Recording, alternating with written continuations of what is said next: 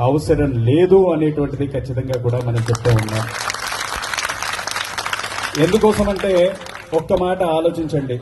మనం అయ్యప్ప స్వామికి సంబంధించి ఇక్కడ పూజ చేస్తూ ఒక మాటని చెప్తున్నాం. పరశురామ ప్రతిష్ఠితమైనటువంటి దేవాలయంగా మనం శబరిమల అయ్యప్ప స్వామిని కూడా చెప్పుకుంటూ ఉన్నాం. పరశురాముడు ఏ కాలానికి చెందినవాడు అంటే త్రేతాయుగానికి చెందినటువంటి వాడు పరశురాముడు. మరి త్రేతాయుగంలో ఎక్కడైనా మనం ఇస్లాం మతాన్ని చూస్తున్నామా?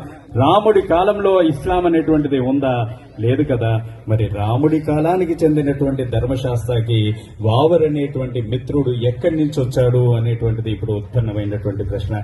కాబట్టి చరిత్రను వక్రీకరిస్తూ అయ్యప్ప చరిత్రను మార్చేటువంటి ప్రయత్నం చేస్తున్నారు. కాబట్టి శబరిమల వెళ్లేటువంటి ఏ అయ్యప్ప కూడా ఖచ్చితంగా వావరు మసీదుని దర్శనం చేసుకోవాలి అనేటువంటి నిబంధన లేదు. సనాతనమైనటువంటి హిందువుగా ఖచ్చితంగా అయ్యప్ప